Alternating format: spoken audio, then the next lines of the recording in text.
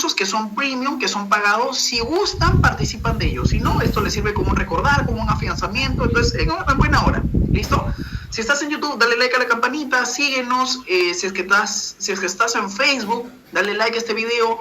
Etiqueta en los comentarios a algún colega veterinario que creas que le pueda servir esta información. Y si es que aún no nos sigues en Facebook, síguenos, dale follow para que puedas estar al tanto del contenido de valor que constantemente estamos compartiendo. Subimos casos clínicos, PDF, material, que te va a servir muchísimo, veterinario. Lo hacemos con mucho cariño para ti. Si alguna de estas diapositivas te parece buena, te parece interesante, tómale una captura de pantalla, la subes a tu que tenemos en la parte inferior, te deja algún comentario en el chat, clica la tuerquita para mejorarla y que no están al tanto de esta dinámica. Si aún no estás en alguno de los grupos de WhatsApp que nosotros tenemos, te recomiendo que solicites por Facebook, por Instagram, poder participar de ellos. ¿Ok? Presente a nuestro guía en esta oportunidad viene a ser el doctor Joan Manuel Freites. Él es venezolano, tiene amplios conocimientos en todo lo que viene a ser anestesiología, terapia de fluidos, y de esta persona vamos a aprender el día de hoy, de este médico que tiene tanto bagaje y comprensión de esto. Querido Joan, si fueras tan amable de poder prender tu cámara para poder visualizarte y listo, ahí te estamos viendo. ¿Cómo estás? Buenas noches, ¿qué más? ¿Cómo estás, brother? Buenas noches, ¿cómo te va? Muy bien, felices de poder estar contigo. Muchas gracias por acompañarnos. Hoy día vamos a hablar de indicaciones. Volumen, como la velocidad de la infusión de los fluidos terapias depende, o mejor dicho, en un paciente que no tiene la posibilidad de metabolizar o de llevar esa carga de fluido bastante amplia, ¿ok? Entonces hoy vamos a dar unas herramientas o alguna información importante allí para que eso empecemos a disminuirlo en impacto.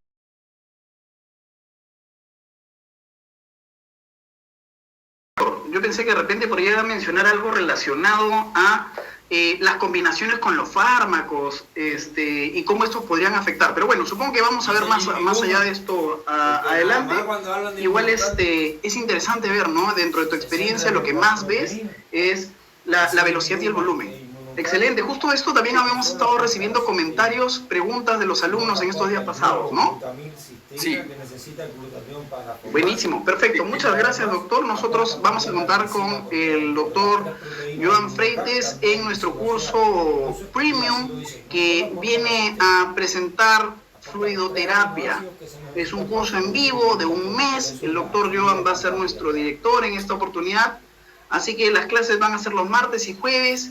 Desde el 16 de enero del próximo año estamos empezando con este plan de estudios. Entonces, muchas gracias a todos los médicos que nos están acompañando. Si quieren conocer un poco más de este programa Premium, lo único que tienen que hacer es ingresar al enlace que estamos con la vía de garantía, acceso de por vida, tienen un aval de manejo de fluidoterapia, cálculos y sobre todo combinaciones para poder manejar un control de un dolor severo, hidratación en pacientes renales, manejo de fluidoterapia para politraumatismo, sobre todo trauma en cráneoencefálico, manejo de pacientes anémicos, igual vamos a hablar incluso hasta de transfusiones sanguíneas. Entonces, doctores, este plan de estudios está pensado para un mes de trabajo. Si ustedes quieren dar un salto mucho más avanzado y quieren participar con nosotros, quieren tener más de cerca al doctor Joan para que él pueda orientarles, corregirles sobre el plan que están haciendo para sus pacientes, esta es una muy buena alternativa, ¿ok?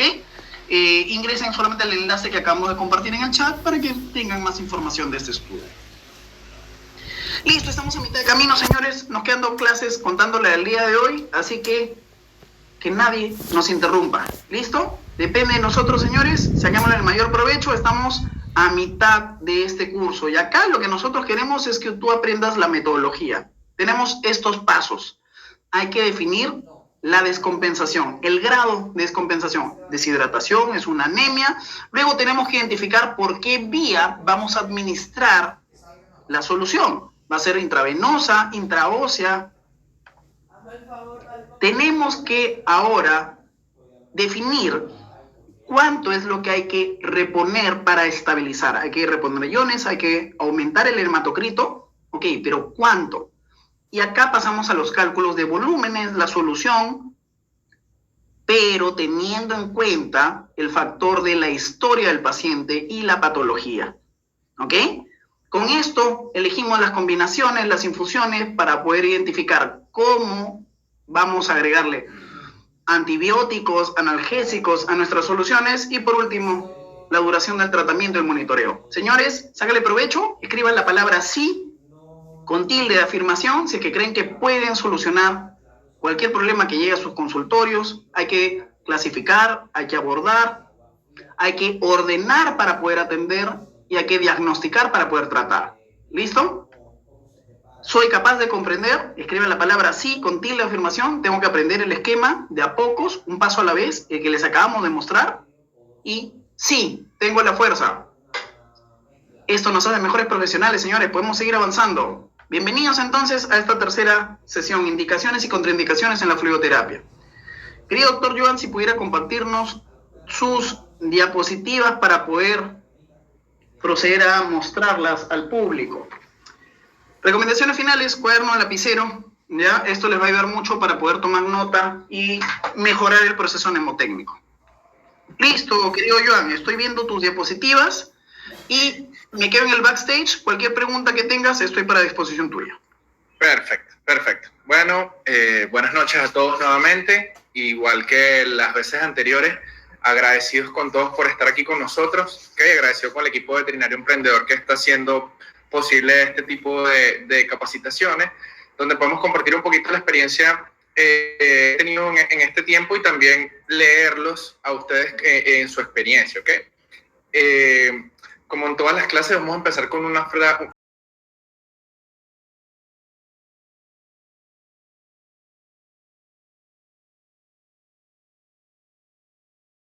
Esta frase de Platón, que siempre me ha gustado, dice: es amable, porque todas las personas que conoces están librando una dura batalla, ¿ok? Entonces, esto no solamente es con las personas, sino también con nuestros pacientes, ¿ok? Recuerden que nuestros pacienticos, por más que no puedan hablar el mismo vocabulario que nosotros, son pacientes que sienten que están librando una batalla diaria con su salud, ¿ok?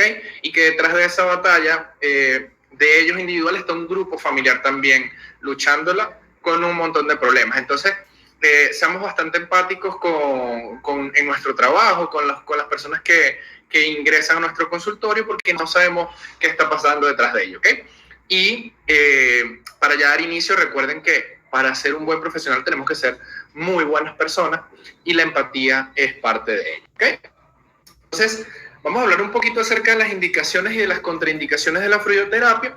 Vamos a hacer un poco más de énfasis en un par de procesos patológicos y más que todo con el tema de la sobrecarga, que es lo que más miramos en la clínica diaria, ¿ok?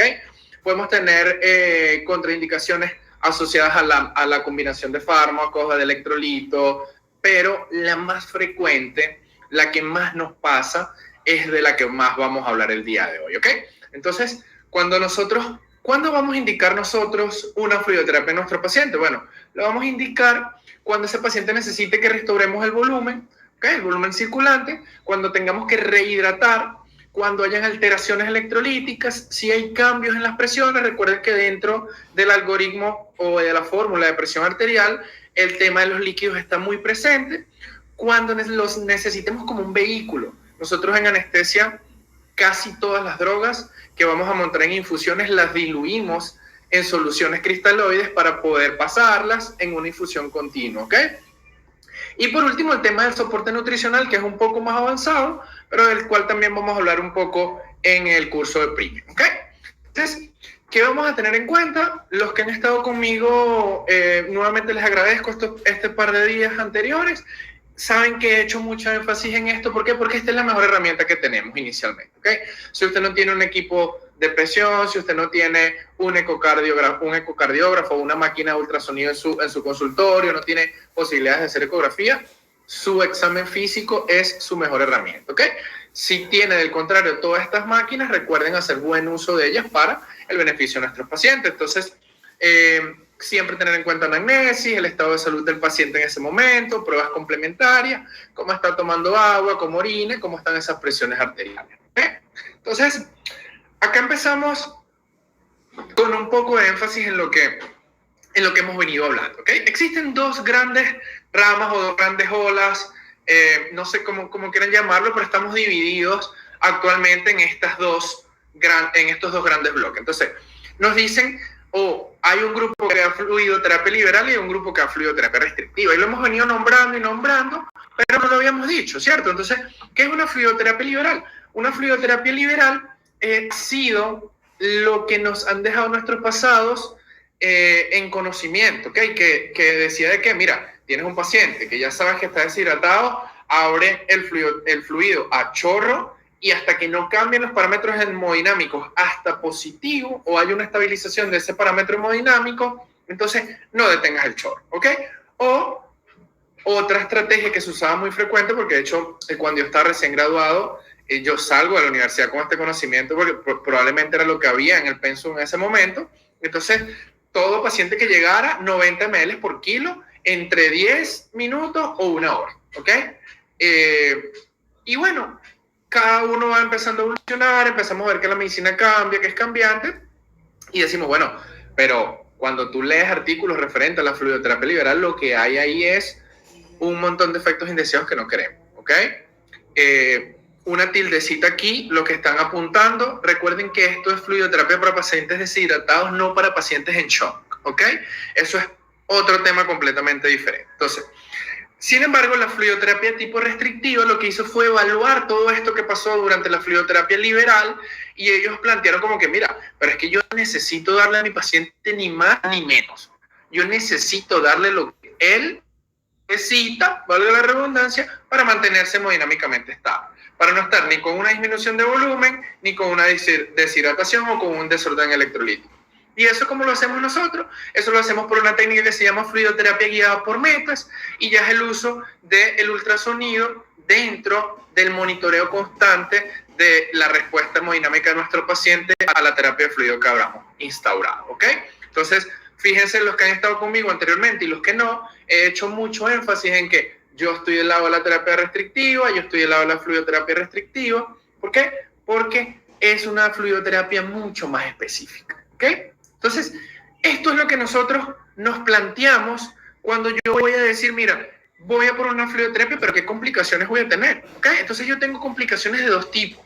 Tengo complicaciones donde yo me quedo corto en volumen y en cantidad de electrolitos en ese paciente y puedo terminar haciendo que mi paciente empeore el cuadro de hipoperfusión, o tengo esa contraindicación donde yo doy mucho volumen a mi paciente y lo que puedo terminar es generando un edema localizado intersticial o incluso ya muchos más severos que no sé si alguna vez pasamos en pacientes hipoproteinémicos que generan un edema en la zona del cuello que se llama edema de botella. Entonces podemos generarlo nosotros, ¿ok? Además de un montón de complicaciones que esto lleva para la salud del paciente. Entonces, ojo acá, tómenle una captura de esto. ¿Por qué? Porque nosotros necesitamos estar en el medio, ¿ok? Ni tan restrictivos ni tan liberales. Es el equilibrio, es lo que nuestro paciente necesita, es la individualización de cada paciente. Entonces, esta curva no me voy a detener mucho, todos la conocen, ¿ok? Es una curva de la oxihemoglobina y de la presión parcial de oxígeno, no la han... Pero la traigo a colación, ¿por qué? Porque de esto sí me interesa hablar, ¿ok? Una curva muy parecida, es el mismo principio de Frank Starling, ¿ok?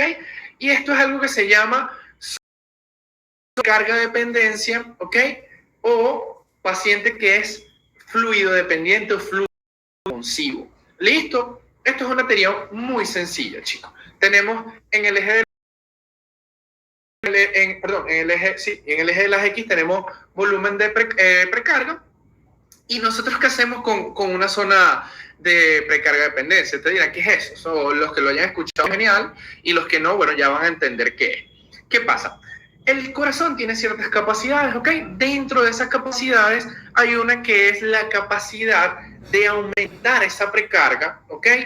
O de aumentar ese volumen sistólico debido a un balance positivo hídrico que estamos dando nosotros, es decir, de una fluidoterapia. Entonces, eso lo que nosotros hacemos es aumentar el tamaño de ese ventrículo y, como les decía, dentro del algoritmo de presión arterial, si yo aumento volumen sistólico, aumento gasto cardíaco. Y si aumento gasto cardíaco, aumento presión arterial, ¿ok?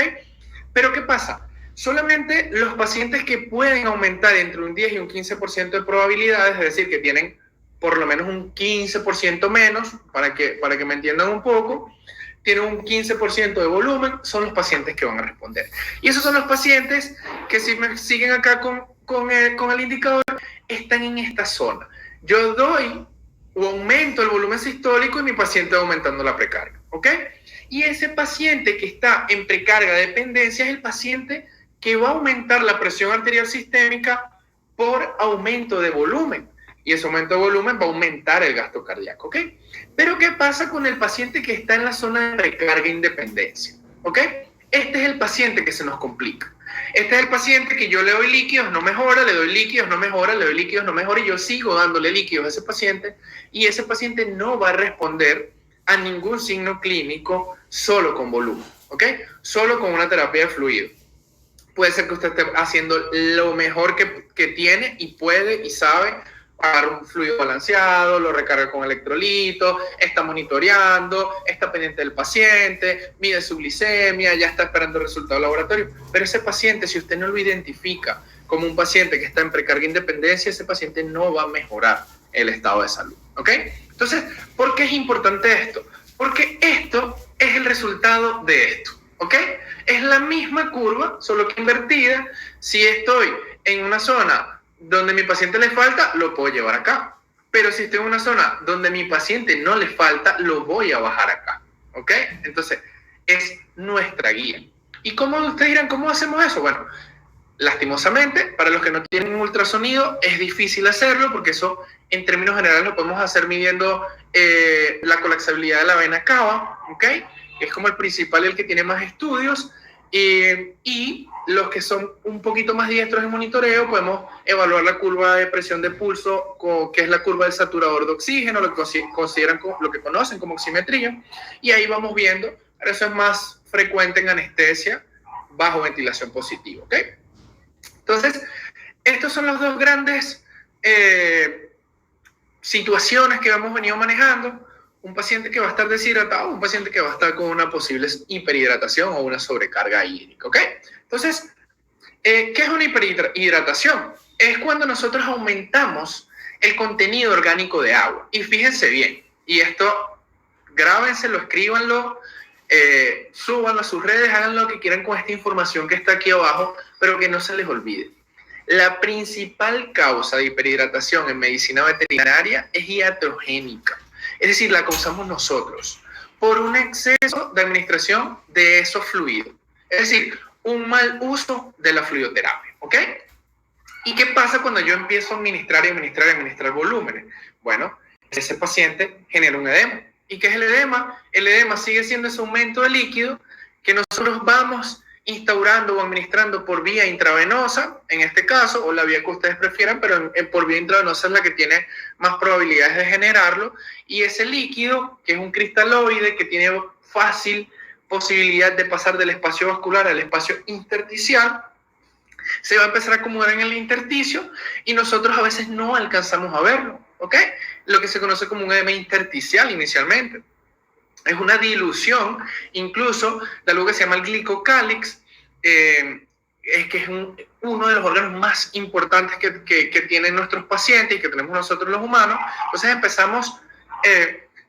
empezamos a tener una contraindicación para el uso de la fluidoterapia, ¿ok? Y de esta es la que más vamos a hablar en el transcurso del día, de la hora, perdón. Entonces, nada, si yo tengo un paciente, vamos a poner un ejemplo para que empiecen a seguirme, que bueno, este paciente ya yo empecé y hice un protocolo de RUX excelente, le di la cantidad de volumen de resucitación, luego optimicé esa cantidad de volumen, y veo que mi paciente no responde, y ya lo tengo en mantenimiento y mi paciente no responde, y yo decido que lo que le falta es volumen, a pesar de que no ha tenido pérdidas, a pesar de que no hay una respuesta, y yo continúo aumentando. Entonces, de 30 ml que coloqué, kilo-hora, lo subí a 60, no mejora, lo subí a 90, y cuando yo veo, empiezo a ver son cambios indeseados en mi paciente, ¿ok? ¿Por qué? Por un mal uso de la fluidoterapia. Entonces, principal contraindicación de fluidoterapia, pacientes que ya ustedes hicieron una terapia de restitución adecuada y no fue responsivo a la terapia de líquidos, y usted no debería sumar más líquido a ese paciente, ¿ok? Si ese paciente no respondió, ese paciente ya no le va a responder, ¿ok? Entonces, ojo, busquen otras causas de esa hipotensión, otras causas de esa disminución de la hemodinamia de nuestro paciente, qué está faltando, ¿ok? Pero principal contraindicación del uso de fluidoterapia es un paciente que ya usted lo hizo de manera excelente, la resucitación y la optimización, y no tuvo una respuesta, ¿ok? Entonces, ¿qué pasa con el edema? El edema se puede presentar por diferentes causas, ¿ok? Las principales son dos, que es cuando tenemos, hablando ahorita, yo estoy dando muchos líquidos al espacio intravascular, esas moléculas de bajo peso molecular tienen la capacidad de atravesar hacia el intersticio y ya yo generé un aumento de esa presión hidrostática, ¿ok? O, por el contrario, es cuando yo tengo un paciente que puede tener una disminución de proteínas, principalmente de la albúmina, yo no lo noté, y empiezo a hacer una fluidoterapia de tipo liberal, ¿ok? Entonces ese paciente que ya tiene una pérdida, que ya va a permitir que pasen mucho más rápido estos electrolitos, va a generar entonces una fuga desde los dos lados, va a haber una fuga desde el vaso sanguíneo hacia el intersticio, ¿ok? Entonces, pasan dos cosas. Pongamos un puntico aquí de nuevo. Contraindicación de la fluidoterapia, paciente que tenga disminución de las proteínas totales, principalmente de la albúmina, donde no lo sabemos, y vamos a hacer uso de terapia de fluidoterapia liberal, ¿ok? Entonces, fíjense que ya llevamos dos y vamos a ir desarrollándolo en la clase. Entonces, esa disminución del volumen circulante generan dos cosas. Uno, un aumento o una activación del sistema renina-angiotensina-aldosterona, porque el cuerpo necesita compensar, ¿epa? ¿Qué pasa? No tengo la cantidad de volumen, actívame algo porque o se bajó la presión o estoy perdiendo fuga, listo. Empieza a haber una retención de sodio y de agua para tratar de aumentar el volumen plasmático, pero en la mayoría de casos lo que terminamos es, si no estamos haciéndolo bien, lo que le explicaba ayer, ¿ok? Aumentamos ese feedback justaglomerular a nivel de los riñones y terminamos empeorando un paciente que probablemente no venía por ninguna causa renal y nosotros estábamos haciendo mal uso de la fluidoterapia. A partir de ahora ya es otro ítem que ustedes van a tener en consideración al momento de instaurar una terapia de fluidos en sus pacientes, ¿ok? Entonces, ¿cuáles pacientes son más susceptibles a generar una sobrecarga de fluido? ¿Ok? Me gustaría que pudieran participar y decirme cuáles creen ustedes que son esos pacientes que son susceptibles a generar una sobrecarga de fluido. Mientras que escriben en el chat, yo les voy a ir contando un poco. ¿Qué pasa? La fluidoterapia, las indicaciones las tenemos siempre muy claras, ¿cierto? Nosotros sabemos cuándo vamos a instalar una fluidoterapia, y en la clase de antier y en la de ayer, todos los presentes estaban súper, como sabían la información, lo saben cuándo instalar una fluidoterapia. Pero muchas veces no sabemos cuándo no hacerla, ¿ok?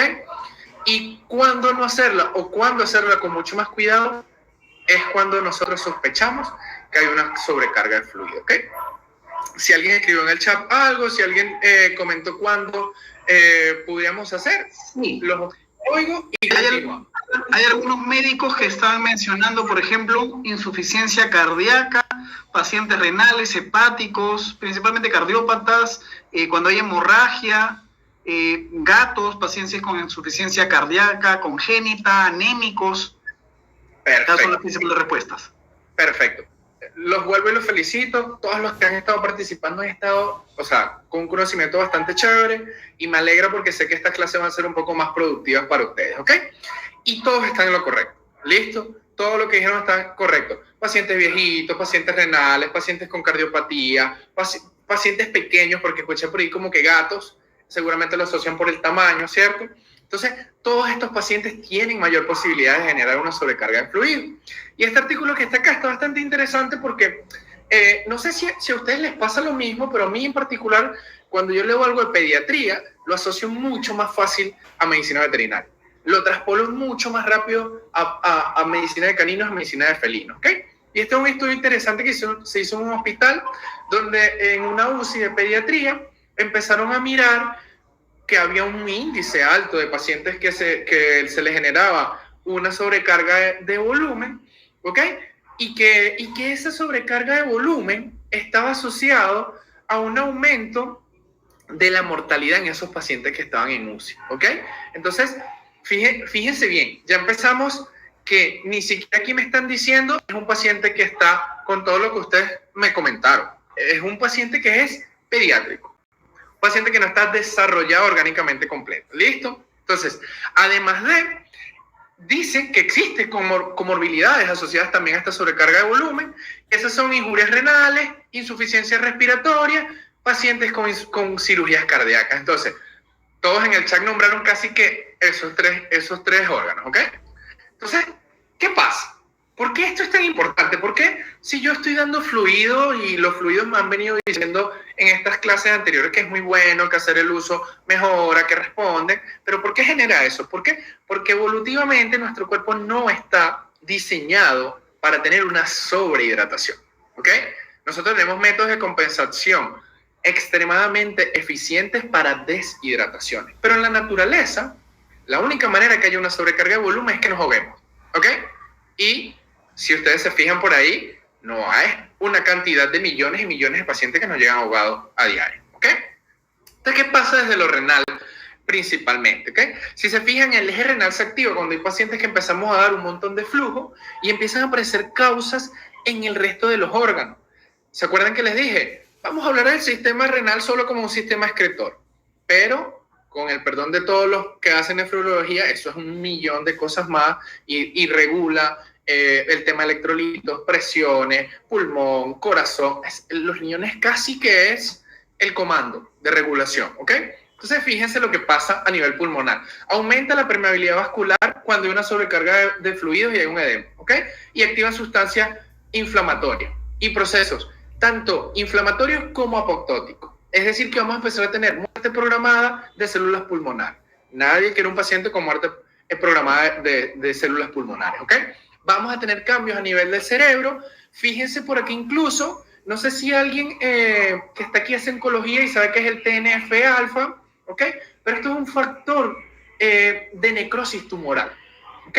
Creo que los oncólogos son los que más lo manejan y algunos dermatólogos, pero miren cómo una simple, que nosotros lo vemos como algo simple, le dimos fluido.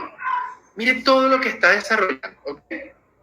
Entonces, no vamos a hablar en este momento de lo cardíaco, pero quiero que entiendan que ya esa susceptibilidad que estudiaron en el estudio pasado, donde es un paciente que es pediátrico, que no tiene un desarrollo orgánico completo, yo le sumo una comorbilidad como un paciente que es renal y yo estoy empeorando esa posibilidad de mejora.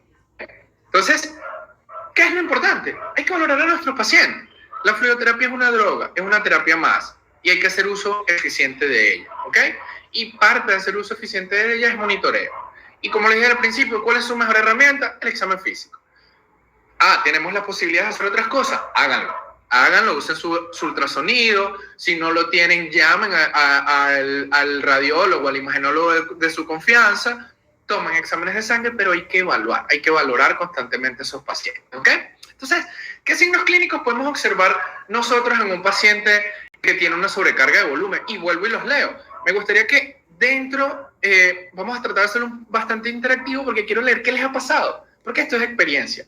Y no a todos nos llegan los pacientes con los mismos signos clínicos. Yo puedo atender 40 pacientes con Ehrlichia y todos van a tener diferentes signos clínicos, porque cada individuo es un mundo, ¿cierto? Entonces, los leo. ¿Cuáles signos clínicos creen ustedes que están asociados a una sobrecarga de volumen?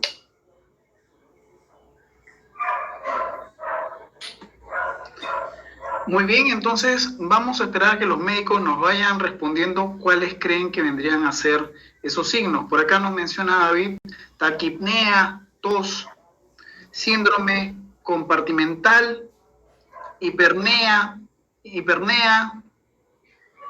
taquicardia, taquipnea, disnea, nos mencionan. Perfecto. Fíjense que lo vimos aquí atrás, ¿ok? Ahí está. ¿Qué pasa? Pulmón lleno de líquido, lleno de agua, inflamado, y lo primero que yo estoy viendo es un paciente con cambio a nivel del sistema respiratorio, ¿ok? Pero entonces hay un poquito más, chicos. Vamos a sacarle el jugo a nuestro examen físico, ¿ok? Pensar a nuestros pacientes es importante porque cuando estamos dando una sobrecarga de volumen, incluso en pacientes que son muy pequeños, pasan dos cosas. Los recibimos con un peso, hacemos una fluidoterapia excelente, lo dejamos pesar y el paciente tiene otro peso, ¿ok? Pero si yo veo un exceso de peso, si llegó a 2 kilos, lo peso a mediodía después que yo hice una fluidoterapia excelente como todos los que están acá, pesó 2,3, Perfecto. Y en la noche está pesando 3 kilos, epa, cuidado que algo está pasando. Nadie sube 1 kilo de peso diario porque sí, ¿ok? Lo segundo, descargas nasales, ¿ok? Empezamos a ver líquido, empezamos a ver que tiene una rinorrea, casi siempre es de tipo mucocerosa, más o menos, o tiende a ser más cerosa. Taquipnea, que todos nos nombraron, cambios en la ocultación pulmonar, podemos ver edemas subcutáneos, principalmente ese edema se ve en las zonas de declive, ¿okay? Como les explicaba ahora, el edema en la zona de botella, podemos tener en casos mucho más severos ascitis, incluso derrames pleurales, ¿ok? Entonces, ojo, empezamos monitoreo, vamos a hacer énfasis en sobrecarga de volumen. Estos son algunos signos que podemos hacer sin necesidad de tener equipo, ¿okay? Entonces, ¿cuáles son esos pacientes? Ustedes me los nombraron ahorita. Pacientes renales que no pueden compensar, pacientes que tienen una congestión cardiovascular, pacientes que están anémicos, pacientes neonatos o pacientes pequeños y pacientes que tienen problemas respiratorios.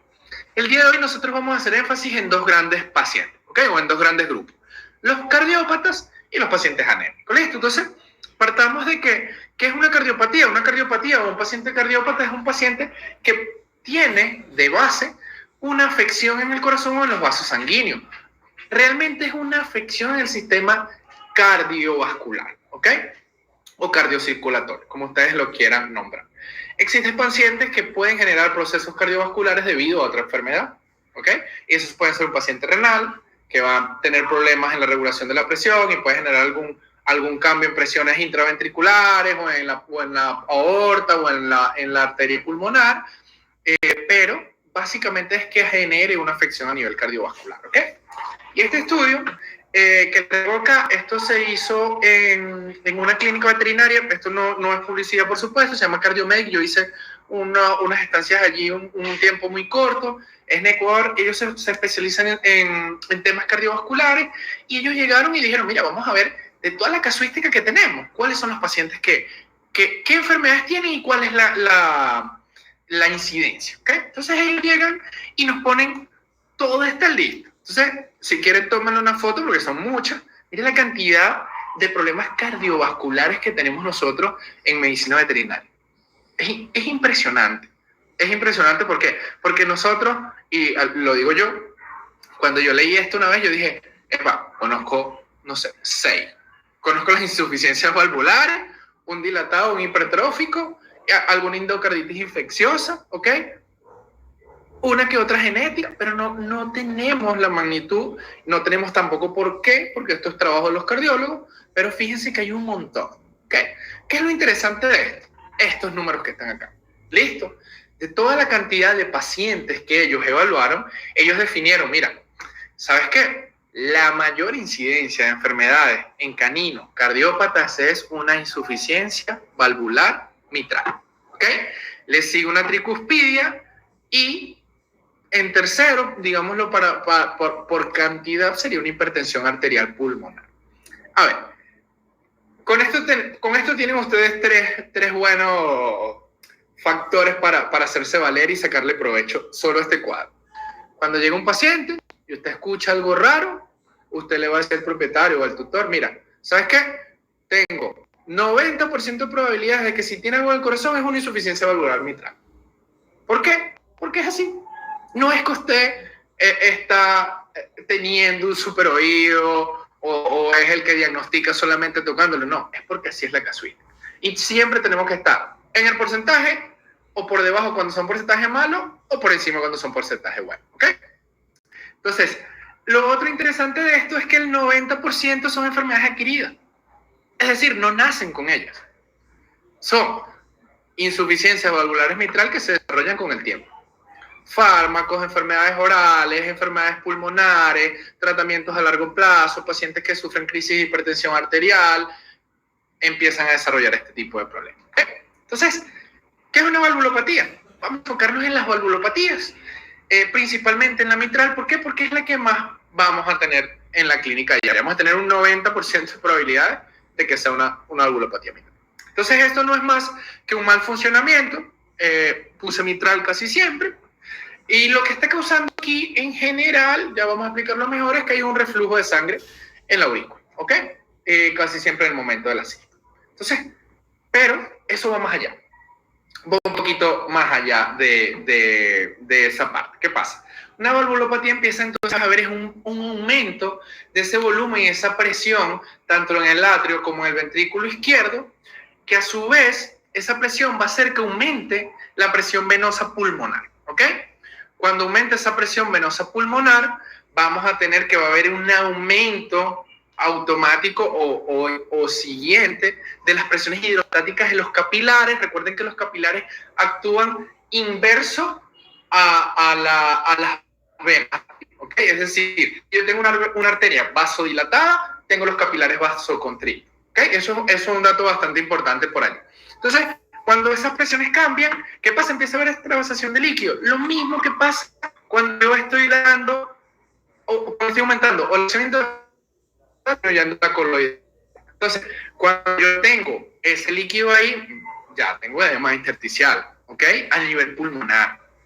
Y empiezan a desarrollar un problema. Empieza a haber como recarga hídrica, empieza a aumentarse la permeabilidad de esos vasos y el cuerpo... Joan, discúlpame. Permíteme, ¿sí? Se entrecortó un poco tu señal. ¿Serías tan amable de repetir lo que nos estás diciendo, porfa? Vale, déjame un segundo, voy a verificar aquí algo y ya te cuento. ¿Listo? Para que es mi señal. Dame un segundo y para que sigamos, ¿ok? Dame un segundo. Claro, sí. Sí, porque justo esta parte está bien interesante.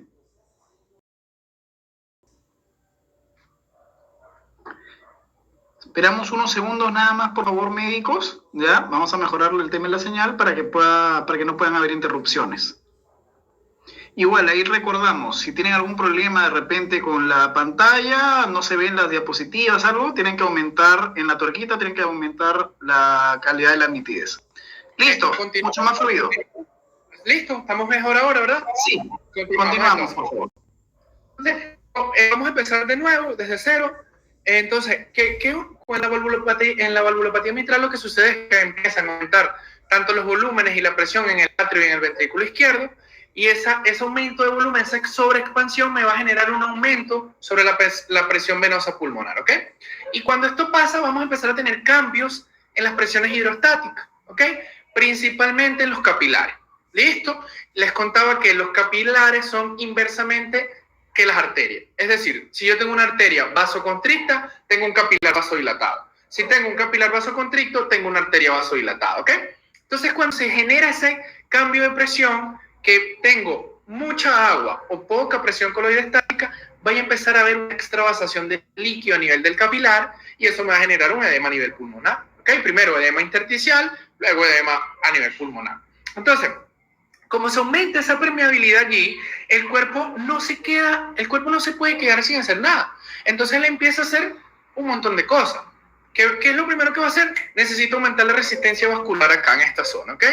Y como yo necesito aumentar esa resistencia vascular, voy a tener una hipertensión arterial. Hipertensión arterial pulmonar, empiezan a hacer cambio en presiones, empiezan a haber un montón de efectos como que no queremos sobre ese corazón y consiguiente baja el gasto cardíaco, ¿ok? Si baja el gasto cardíaco, es un paciente que va a tener mucha probabilidad de generar una disminución de la presión arterial, ¿ok? Entonces, el cuerpo se activa, como les dije, está pasando algo, activa el sistema de renina, angiotensina, aldosterona para poder compensar esto y muchas veces puede, otras veces no, ¿ok? Y este paciente que ya tiene líquido dentro del pulmón, si no está hidratado, ¿ustedes creen que la indicación es colocar líquidos de una vez a la tasa a la que hemos venido hablando normalmente, aplicando las fórmulas que hemos venido hablando en estas últimas dos clases? Los leo para continuar con la clase, ¿ok?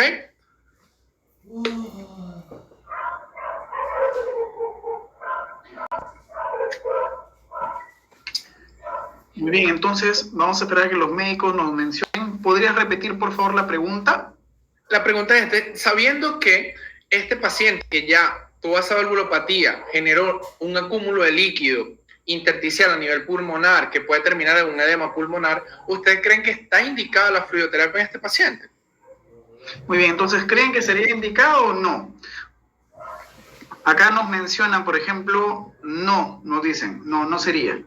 Nos mencionan no se debe hidratar como primera instancia, nos mencionan no, la mayoría nos menciona que no. Restricción de fluidos cuando hay edema pulmonar. Perfecto, entonces fíjense, ¿ok? Empezamos a tener un paciente que si está descompensado, ojo, esto es la enfermedad valvular que llevó el paciente enfermito a la clínica, ¿ok? No voy a hablar de un shock cardiogénico, pero es un paciente que ya tiene signos clínicos asociados a la valvulopatía. Listo, entonces, mire por acá, ¿qué pasa desde lo cardiovascular? ¿Ok?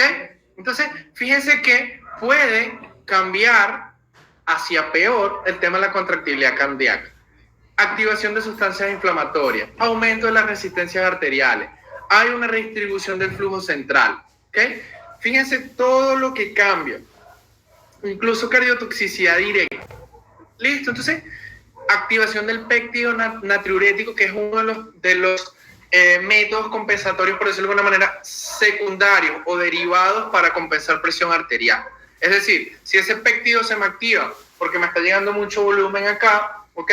Me genera casi siempre una vasodilatación y una retención de agua para mayor excreción, además. Entonces, fíjense lo importante de ustedes conocer cuando está contraindicado el uso de una fluidoterapia, ¿ok? Entonces, ¿qué pasa?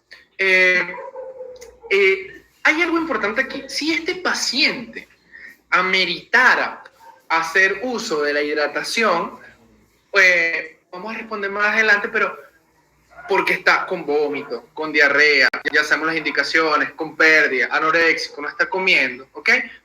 Seguramente no lo vamos a hacer de manera liberal. ¿Por qué? Porque ya están entendiendo todo lo que genera una sobrecarga de volumen sobre el cuerpo, ¿ok?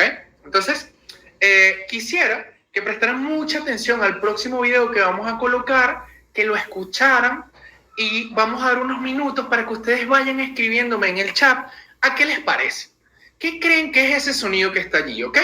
Ese video que vamos a reproducir lo tomamos de mi estetoscopio, que tiene un fonendoscopio, y me permite, además de amplificar el sonido, detectar anomalías cardiovasculares que están ligadas al sonido, ¿okay? Al fonocardiograma. Entonces, escuchemos este sonido. Por favor, todos muy atentos. Vamos a tratar de reproducirlo un par de veces y en base a eso vamos a leer sus respuestas. Perfecto, lo estamos reproduciendo en este momento, doctor.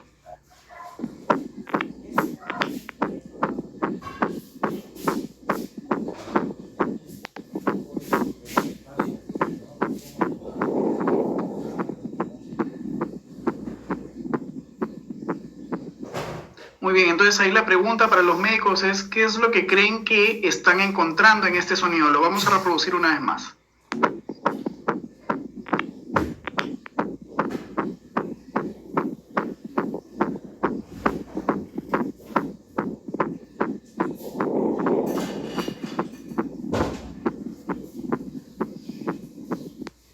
Muy bien, acá hay alguna respuesta de los médicos. Están mencionando taquicardia, edema pulmonar, soplo cardíaco, soplo, es un soplo, nos mencionan un soplo de grado 5, mencionan taquiarritmia, es un soplo, extrasístole, soplo. Ok, perfecto. Entonces fíjense que esto es nuestra clínica diaria, ¿ok? Tengo a ese paciente y escucho un soplo, ¿cierto?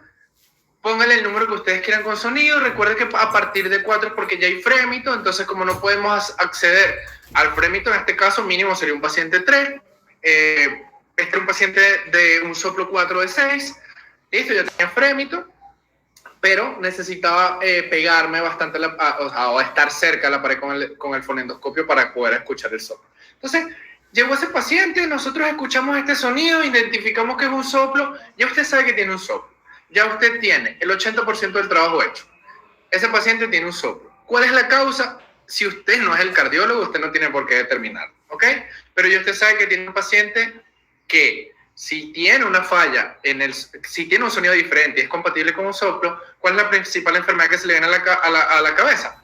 Enfermedad valvular degenerativa mitral o una valvulopatía mitral. ¿Por qué? Porque tengo 80% de probabilidades de que sea eso. Lo estoy escuchando del lado izquierdo. 80% de probabilidades que tenga eso. Listo. Pero uno siempre llega y se pregunta, epa, este perro está deshidratado, tiene vómitos, tiene diarrea y estaba compensado. La propietaria en ningún momento vio signos asociados a problemas cardiovasculares. El perro se comió algo y le generó una transgresión alimentaria, está con vómitos y diarrea y llegó a la consulta deshidratado. Que incluso pacientes deshidratados podemos escuchar sonidos parecidos a soplo o incluso un soplo por esa deshidratación marcada, o en hemorragias es más frecuente. ¿Okay? Y yo digo, mira, necesito una fluidoterapia, ¿qué hago? Y nunca está de más el compañerito que se la de chistoso y no, parce, pues hidrátelo y ya. Y uno que sabe que este paciente no lo puede hidratar como normalmente hidrato a los otros pacientes, me pongo una alarma, me pongo una alerta. No, yo no lo puedo hidratar como debe ser, como normalmente lo hago. Pero ¿qué sí podemos hacer? ¿Ok? Entonces, ¿qué dice la evidencia? La evidencia dice que todos estos pacientes sí se pueden hidratar, preferiblemente con soluciones balanceadas, ¿ok? Que tengan ringer lactato. Hay otra oleada o hay otra evidencia que dice, mira, evita soluciones que tengan un contenido de sodio similar al del plasma, usa unas que están más por abajo, entonces dicen, usa un cristaloide hipotónico, mezclarlo con algo de dextrosa, ¿ok? Entonces estás mezclando dos soluciones hipotónicas para generar lo que nosotros conocemos, lo que conocen en Colombia como dextrosal, o una solución de sal y azúcar, que la usan mucho, sobre todo los médicos que tienen muchos más años de graduado, ¿ok? Entonces, fíjense, ¿se puede hidratar? Claro que se puede hidratar. ¿Preferiblemente con quién? Recuerden que la evidencia actual es soluciones balanceadas para casi todos los pacientes, para casi todas las patologías, ¿ok? Si usted ve que tiene alguna alteración, que debería yo tener una restricción con el sodio para evitar el tema empeorar, pueden usarlo también, ¿ok? Pero más importante de cuál es cómo darlo, ¿ok? Entonces, fíjense, no sé si se recuerdan el mantenimiento que hemos venido hablando el día de ayer, la cantidad de líquidos que estábamos dándole a un paciente, y fíjense ahora cómo cambia. Cómo incluso lo volvemos a horas. ¿Por qué? Porque yo tengo que ser más específico en qué le voy a dar, ¿ok? Entonces yo puedo usar un mantenimiento de 1 a 2 ml kilo por hora en las primeras 6 a 8 horas en este tipo de paciente, porque tengo que ser conservador, porque ya yo sé que si yo doy mucho volumen a un corazón que no puede, voy a terminar empeorando todo, ¿ok? Y para la expansión, es decir, el tema de la resucitación, con ellos tiene que ser muy suave. Yo siempre recomiendo, si usted tiene un paciente con soplo, está seguro que no hay edema pulmonar, porque puede pasar que tenga el soplo y no tenga edema pulmonar, porque recuérdense que hay diferentes niveles de la valvulopatía y afortunadamente por ahí le enviamos una información a los grupos de WhatsApp para que la tuvieran. Entonces, podemos usar el mismo protocolo de Rose, solo que nos bajamos casi un 75% del volumen que tenemos allí, ¿ok? Entonces, si vamos a usar 5 a 10 ml kilo en 10 horas, entonces usen 1 ml kilo en 10 minutos, ¿ok? Es para que empiecen a hacer. Y las metas de mi fluidoterapia, las metas de que mi paciente esté estable, que está optimizado, que está mantenido, las tenemos que alargar incluso 48 horas.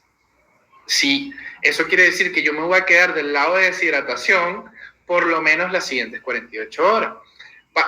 Como les dije, el shock cardiogénico es otro mundo, pero incluso en los shock cardiogénicos nosotros necesitamos disminuir el volumen, ¿ok? Yo necesito deshidratar a mi paciente. Entonces, contraindicaciones de una fluidoterapia en un paciente con un shock cardiogénico, ¿ok? Entonces, apunten por ahí otro ítem más de donde no voy a usar fluidoterapia de inicio.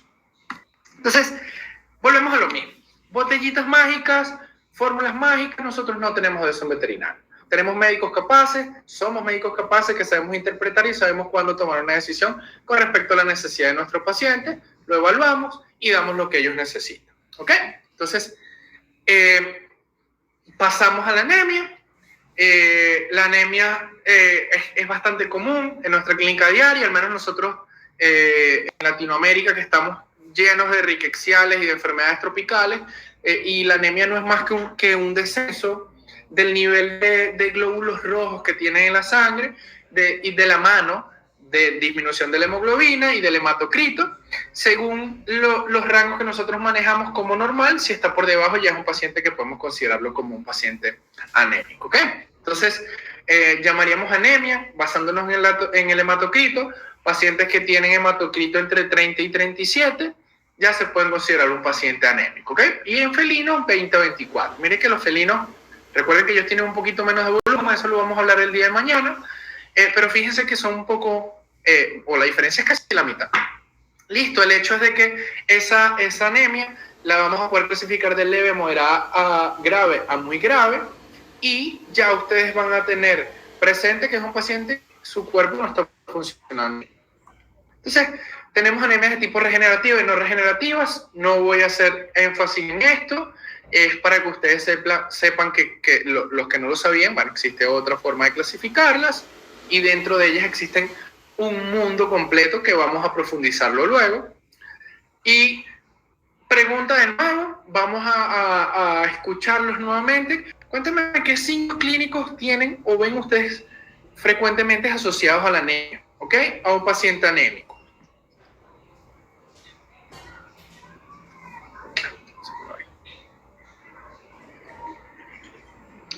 Muy bien, vamos a esperar a que los médicos nos mencionen cuáles son los signos clínicos.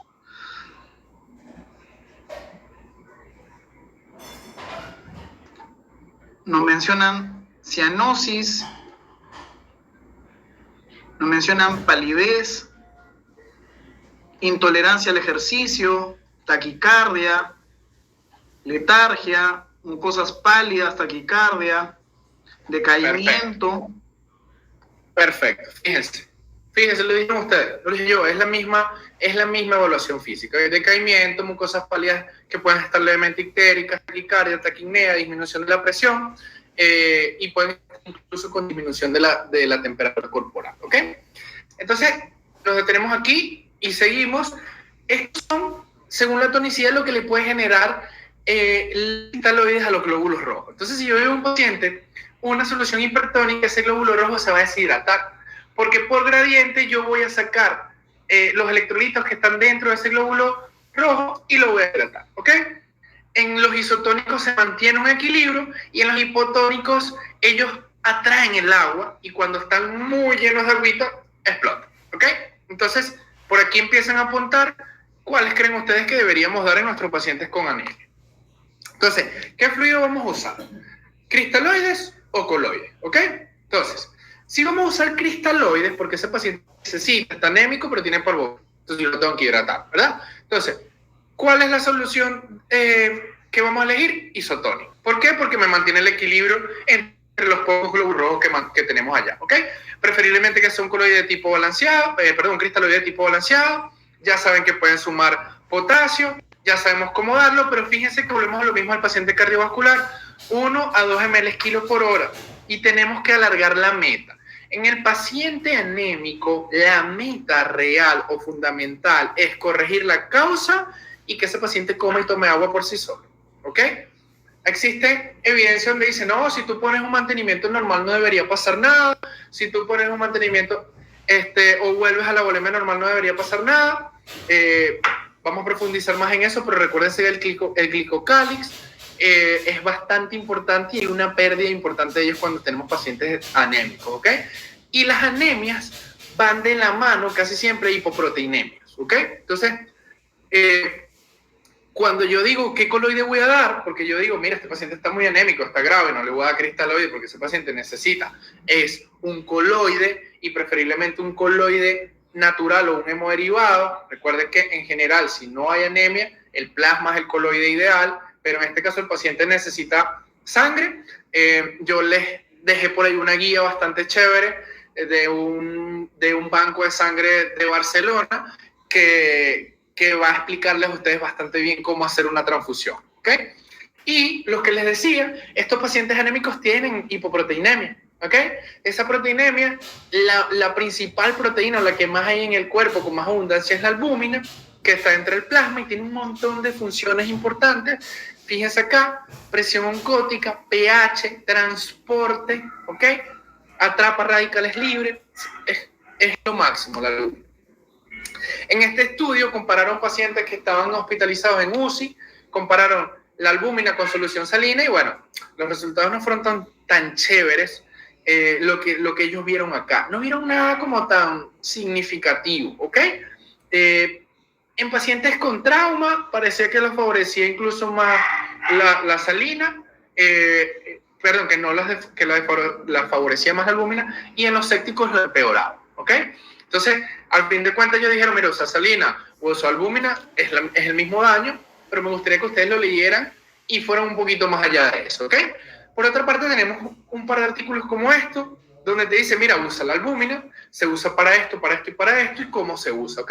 Entonces, la principal función, o la que nosotros más hacemos énfasis, es uno, volver a la proteinemia normal, y dos, generar ese equilibrio hídrico, ¿ok? La albúmina es el principal elemento para la regulación de la presión coloidostática, ¿ok? Entonces, albúmina tenemos, claro que tenemos. ¿Cuándo administrarla? La vamos a administrar cuando tenemos menos de 1.5 grados sobre decilitros en el paciente hipoalbuminémico, ¿ok? Y existen un par de maneras de hacerlo. Esta es la manera difícil, entre comillas, es una fórmula un poco más larga, es el por 10, por la albúmina que tenemos objetivo, como la que tienen por el paciente, por el peso vivo, por una constante. Pero nosotros no queremos que se enreden, yo no quiero que se enreden, quiero que lo hagan muy práctico y que lo hagan mejor. Lo que podemos hacer en la práctica es usarlo como un coloide, ¿ok?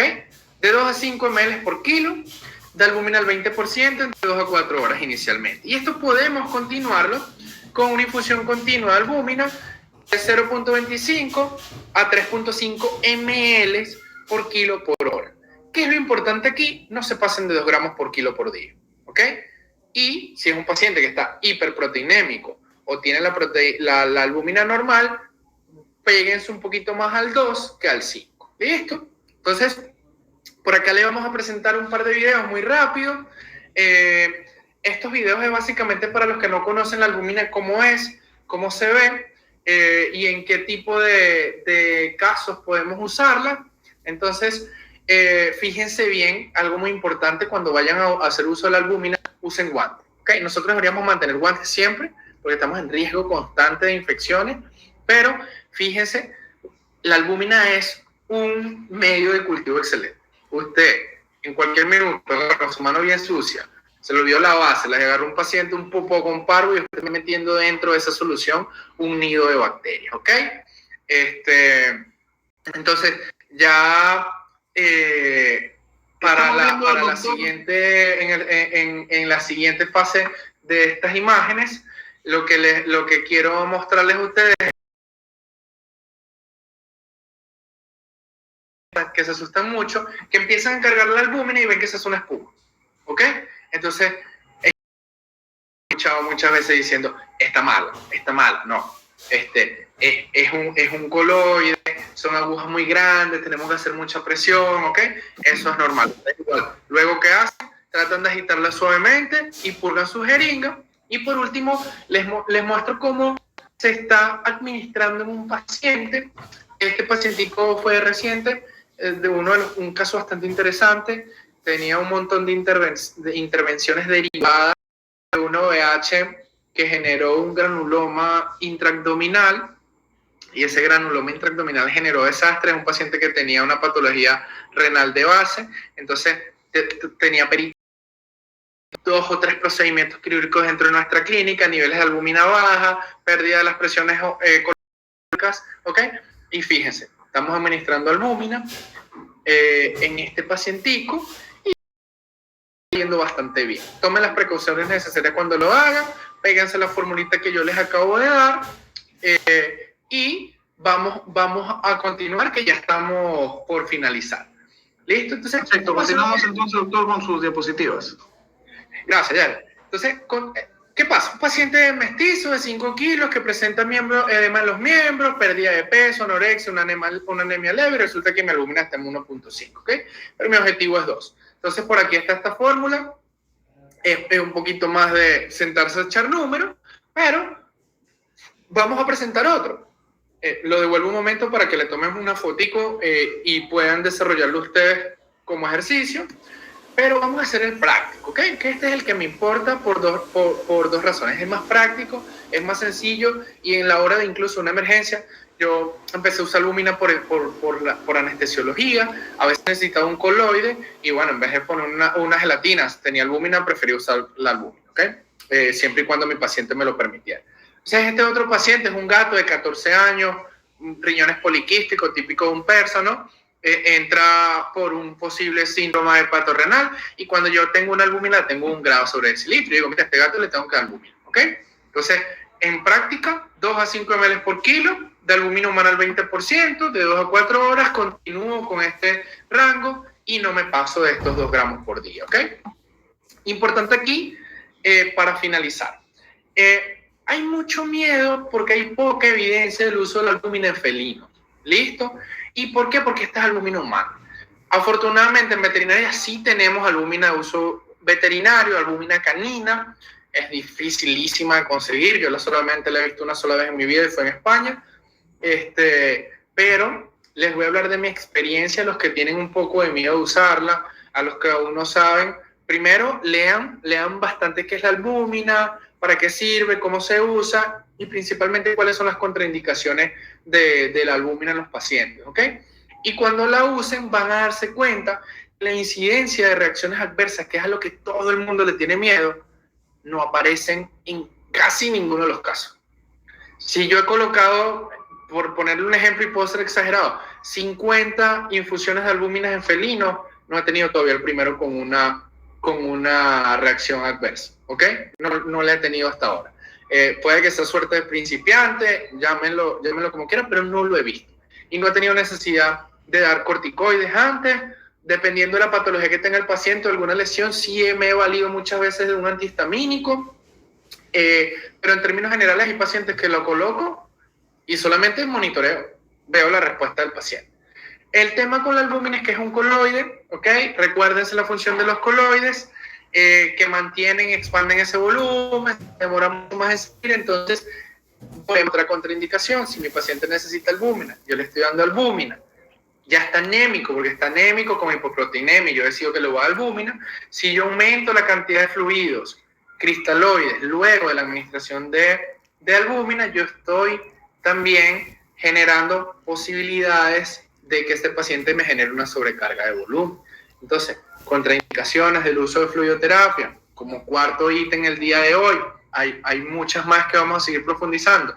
Es un paciente que está con coloide, que ya yo compensé y que tiene muchas probabilidades de que ese paciente genere una sobrecarga de volumen. Entonces, chicos, para finalizar, que creo que nos pasamos un poquito de tiempo nada más, para finalizar, muy pendiente de cuándo vamos a indicar o cuándo no vamos a indicar fluidoterapia. El tema de la indicación, los felicito porque todos los que están acá presentes lo saben, y el tema de la contraindicación, el principal, el más fuerte, el más frecuente, el que ignoramos más, el que el cuerpo no está preparado por evolución a compensarlo, es la sobrecarga de volumen, ¿ok?